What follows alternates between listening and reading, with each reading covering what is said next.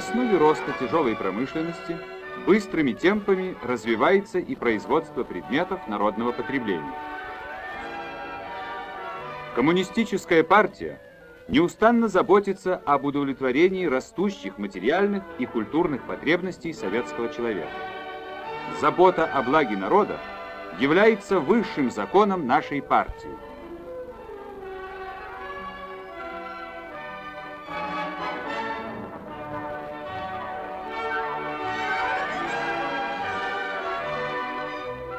Это социалист-собственность, и ее надо беречь от людей, ведущих паразитический образ жизни и не желающих честно трудиться. Поэтому магазины, склады и другие объекты, кроме этих, казалось бы, надежных запоров, приходится охранять человеку. Государство вынуждено отвлекать от производительного труда значительное количество людей, направляя их на охрану материальных ценностей. Так, например, только в 3 областях Российской Федерации на охране различных объектов занято более 17 тысяч человек, а на их содержание ежегодно расходуется около 10 миллионов рублей. Несмотря на сторожевую охрану, в тех же областях в 1961 году совершено 259 краж на сумму 92 тысячи рублей. В силу ограниченности человеческих возможностей, сторожа даже при хорошем несении службы не могут гарантировать надежную охрану материальных ценностей.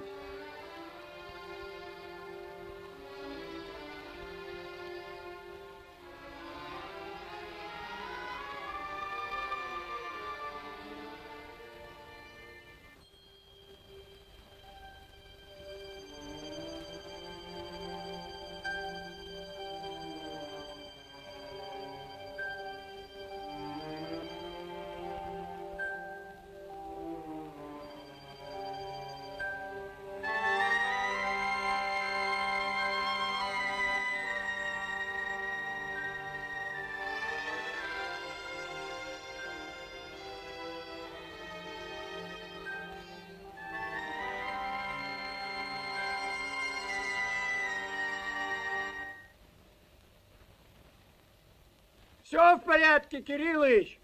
Да все в порядке, Василий Васильевич. А то ночи сейчас темные, смотри да смотри. Это верно. Я за всю смену на 5 минут присесть побоялся. Ведь они, паразиты, в такие ночи только и орудуют. Да, ну пошли к универмагу. Да я был там минут 10 назад. Пошли к гастроному, а универмагом закончим. Пошли так.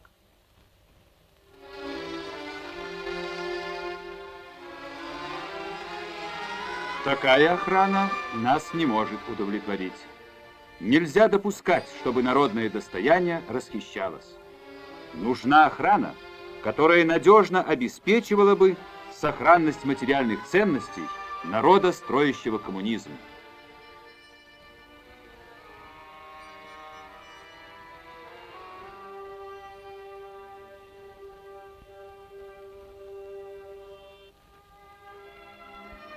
На основе достижений современной науки и техники такая надежная охрана, невидимые сторожа, создана, создается и совершенствуется.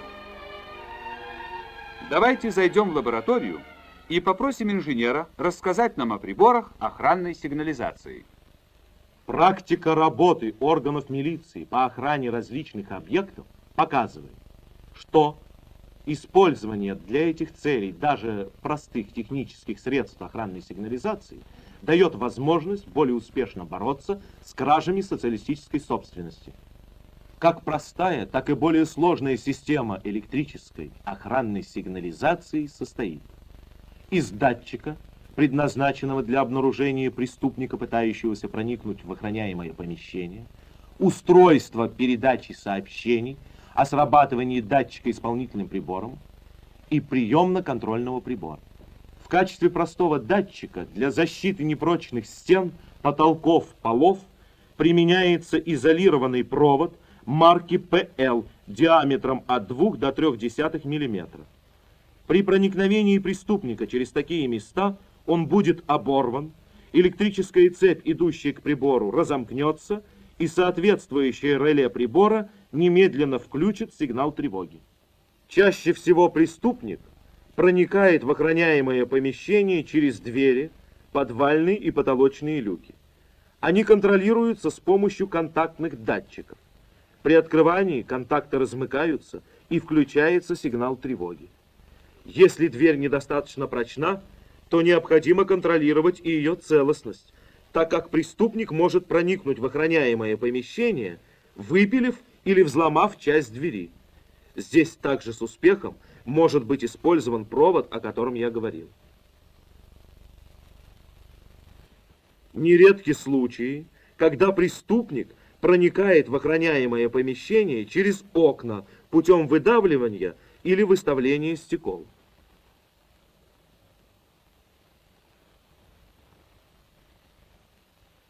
Для контроля за целостностью стекол с успехом используется алюминиевая конденсаторная фольга или провод марки PL диаметром от 8 до 0,15 мм. Провод или полоски фольги шириной 6-8 мм наклеиваются клеем BF2, B88 или бесцветным масляным лаком на стекло у края оконной рамы. Провода от них включаются в общую цепь блокировки, соединенной с приемно-контрольным прибором. Снаружи фольга или провод закрашиваются краской под цвет рамы. Практическое использование этих средств охранной сигнализации показывает, что на трещинах происходит разрыв фольги или провода. Электрическая цепь разрывается, и приемно-контрольный прибор включает сигнал тревоги. На случай открывания оконных створок или выставления рамы они блокируются контактными датчиками. Нередко в охраняемых объектах мест возможного проникновения преступников много. Чтобы все эти участки контролировать, необходимо увеличить количество датчиков, а вместе с ними значительно возрастает и протяженность линий, соединяющих датчики с приемно-контрольными устройствами. А это, в свою очередь, усложняет монтаж, маскировку и повышает стоимость оборудования. Кроме того, встречаются случаи, когда преступник проникает в охраняемое помещение перед его закрытием и остается там, будучи незамеченным, укрывшись среди предметов внутренней обстановки.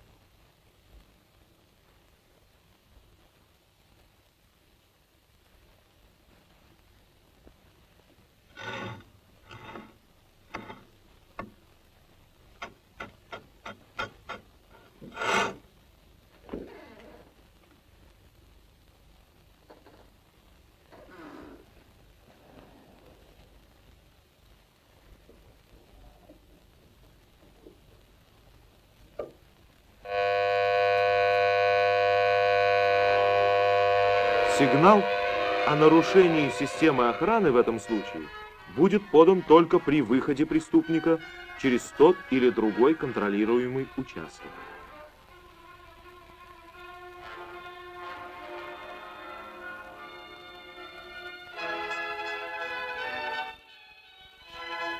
Здесь даже энергичные меры по задержанию преступника могут оказаться малоэффективными. Разработаны системы охранной сигнализации, которые могут дать сигнал о появлении преступника в охраняемом помещении, независимо от способа его проникновения туда. Для этих целей с успехом могут быть использованы датчики, контролирующие весь объем помещения, как, например, ультразвуковой и К-лучевой. Ультразвуковая система состоит из следующих основных частей: излучателя ультразвука, приемника и генератора с исполнительным устройством. По устройству излучатель и датчик просты. Основной его деталью является никелевый стержень, который способен изменяться в объеме в зависимости от силы магнитного поля, образующегося вокруг него. На обмотку такого стержня от специального генератора подается напряжение с частотой колебаний 20 тысяч Гц. С такой же частотой будет изменяться и длина стержня. Поскольку никелевый стержень жестко связан с алюминиевой полусферой, то его колебания заставят колебаться полусферу и соприкасающийся с ней воздух.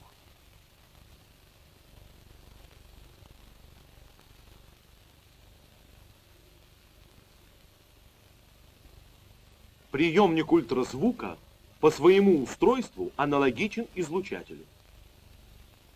Полусфера в этом случае воспринимает колебания воздуха и передает эти колебания никелевому стержню.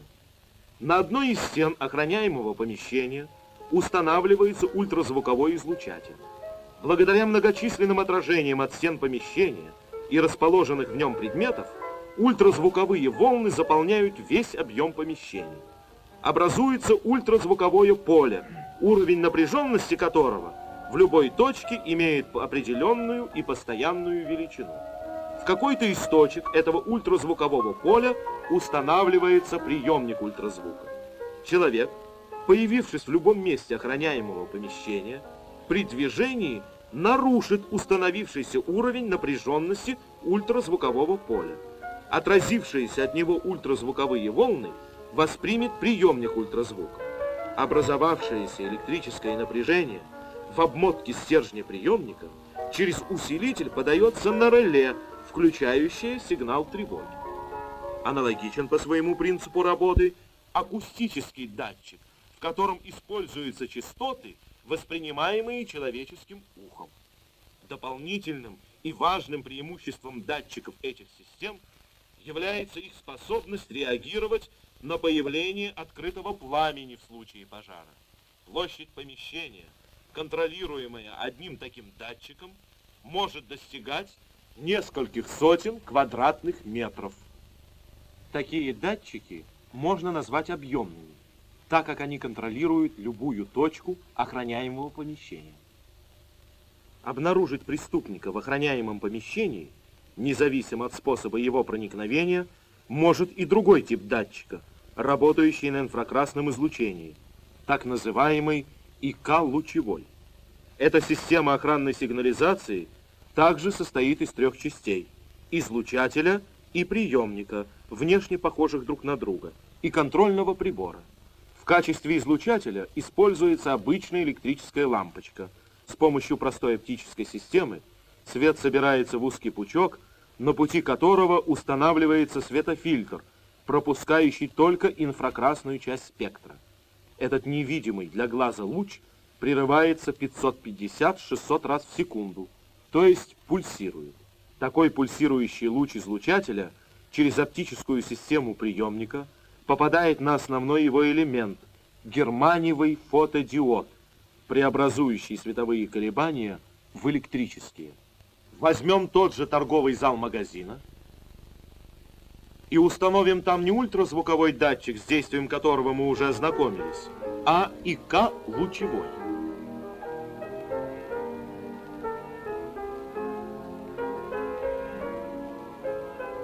Пучок инфракрасного луча с помощью зеркал можно направить к любому участку помещения.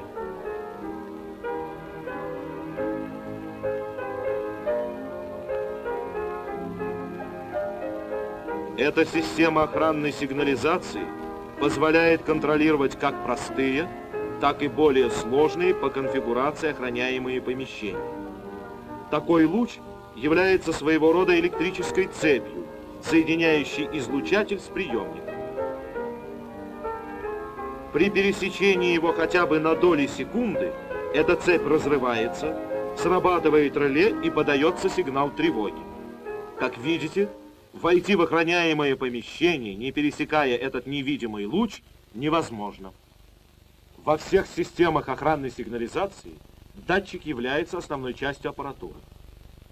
Образно выражаясь, это глаза и уши охранной сигнализации. При нарушении сигнализации немедленно должен быть подан сигнал тревоги. Эту задачу выполняют так называемые приемно-контрольные приборы. Давайте познакомимся с некоторыми из них, которые наиболее широко применяются на охраняемых объектах. К простейшим из них можно отнести прибор Иртыш. Товарищ капитан, Можно задать вопрос? Пожалуйста. Все, что вы рассказали, очень интересно. Но эти датчики можно использовать только в городских условиях, где есть электроэнергия. А как быть, где ее нет, особенно в сельской местности? Или там, где электричество в ночное время выключается? Вот о таком приборе я как раз и хотел вам рассказать.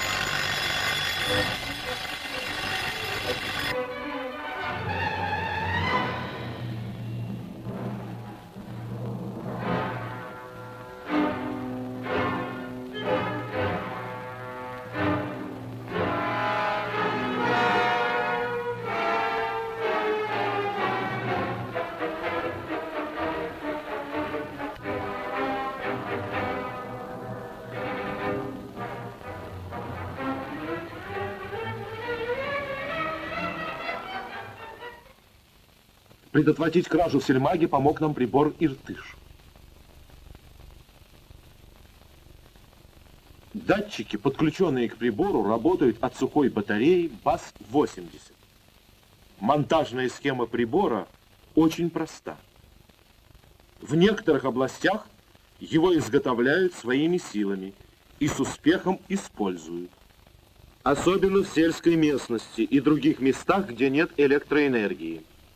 По своему устройству и назначению, похожим на Иртыш, является другой контрольный прибор – СП-59. Но работает он от электросети. К прибору Иртыш и СП-59 можно подключить все датчики, установленные только на одном объекте. Но есть приемно-контрольные приборы, с помощью которых можно контролировать до 4 объектов, и на каждом из них устанавливать по 5 датчиков. Здесь так же, как в РТШ и СП-59, необходимы проводные линии для соединения датчиков с приемно-контрольным прибором. Одним из таких приборов является Енисей. Он не только дает сигнал о срабатывании датчика, но и укажет номер объекта, на который проник преступник. В настоящее время охранная сигнализация в основном используется в сочетании с обходной системой охраны. Сторож обходит по определенному маршруту группу объектов, оборудованных охранной сигнализацией самостоятельно.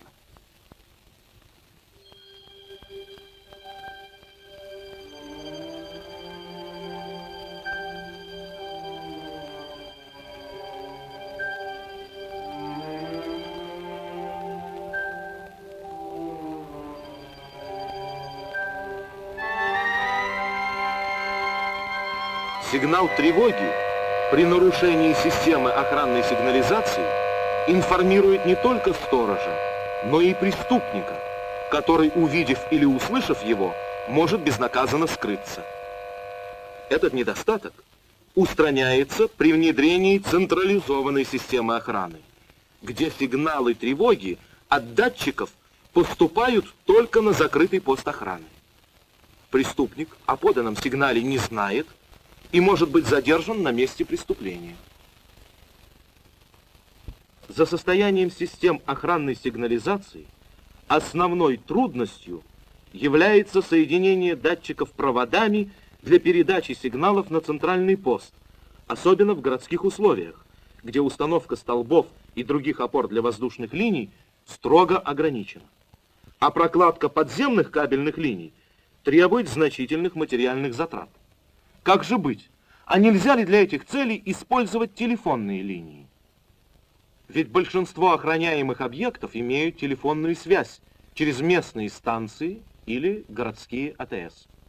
Опыт, проведенный в этом направлении отделом охраны при УВД Ленинградского облисполкома, дал положительные результаты. В Ленинграде в настоящее время внедряются в практику две системы централизованного наблюдения за состоянием охранной сигнализации. В первой системе используются провода местной телефонной сети. Охранная сигнализация на объекте подключается к имеющейся телефонной линии. На кроссе местной телефонной станции устанавливается специальный релейный щит, который соединен телефонной линией с центральным пультом, находящимся за пределами телефонной станции. В неохраняемое время телефоны на объектах через релейный щит соединены с кроссом станции и работают нормально. На охраняемое время оператор с пульта, управляя релейным щитом, переключает эти линии на охрану. Все сигналы с объекта, минуя кросс телефонной станции, поступают прямо на пульт. При проникновении преступника на охраняемый объект или повреждении телефонной линии на пульте подается звуковой сигнал, а на щите пульта над номером объекта загорается электрическая лампочка. Во второй системе используются все каналы городской телефонной сети. В имеющуюся на объекте телефонную линию включается телефонный информатор, к которому подключается вся система охранной сигнализации. Телефоны на объектах в охраняемое время при этой системе не отключаются. При проникновении преступника в охраняемый объект информатор с помощью шагового искателя набирает номер телефона, к которому подключен пульт охранной сигнализации, и передает на пульт номер объекта. Этот номер загорается на световом табло пульта, одновременно подается звуковой сигнал. На плане района, в том месте, где находится охраняемый объект, загорается сигнальная лампочка.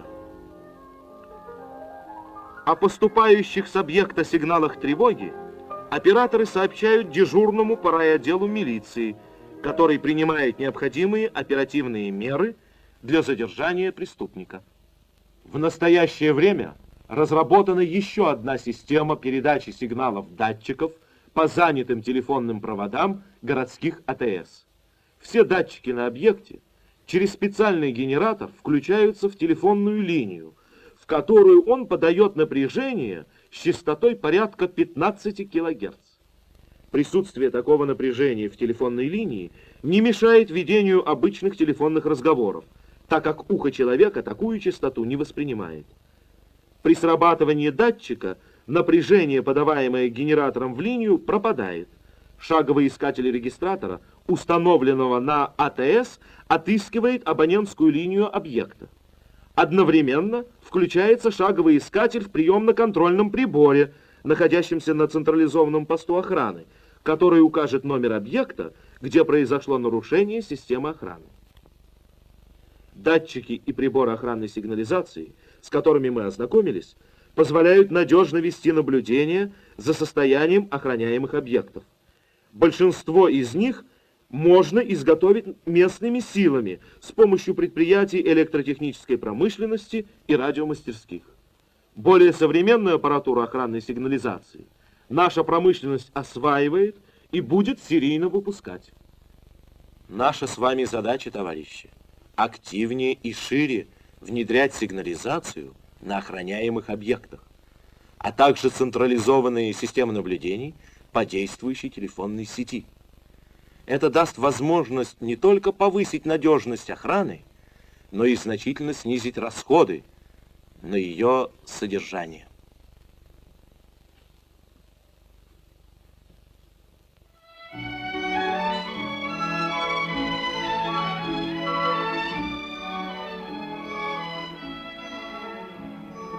Технические средства охранной сигнализации являются более надежными запорами для объектов, где хранятся товарно-материальные ценности.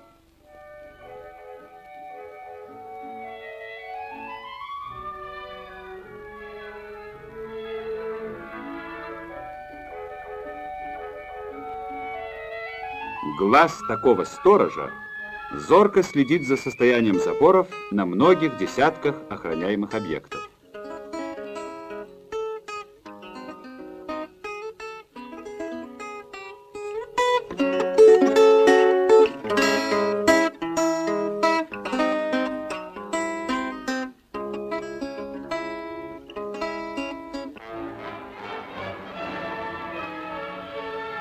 На 7-м.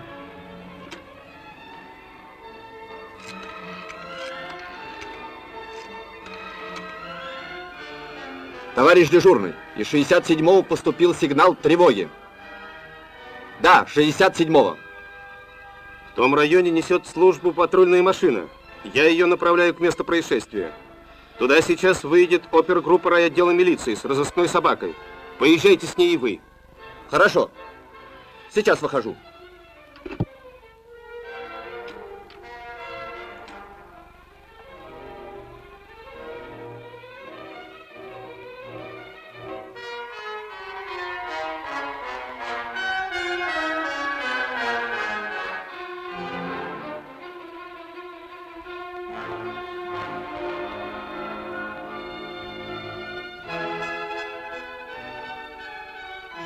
Товарищ Кузьмин, немедленно выезжайте с бригадиром охраны к универмагу 67. Оттуда поступил сигнал тревоги.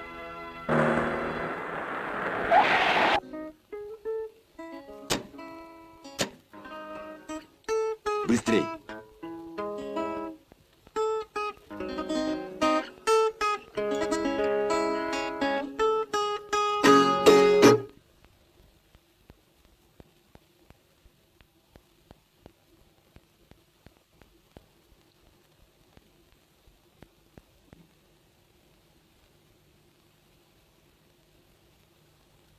Товарищ старшина, задержите этих молодых людей. Слушаюсь.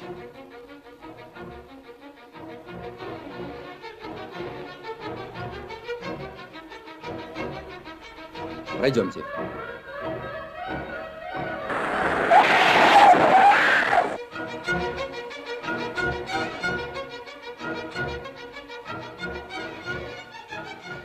Фасады я осмотрел, все в порядке. Во дворе осмотрели? Нет. Быстро во двор.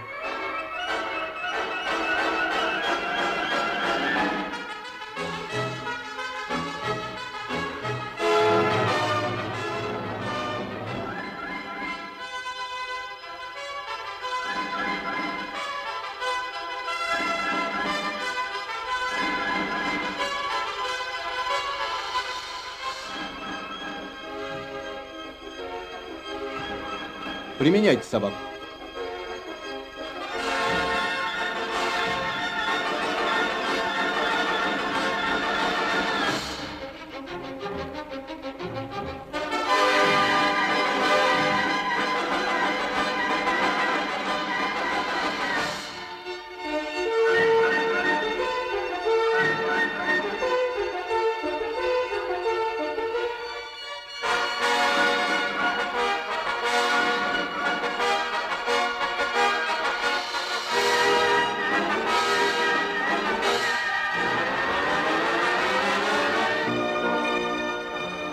Невидимый сторож своевременно оповестил охрану о проникновении преступников в охраняемый объект. Быстрые и четкие действия сотрудников охраны и оперативных работников милиции обеспечили не только предотвращение кражи, но и задержание преступников.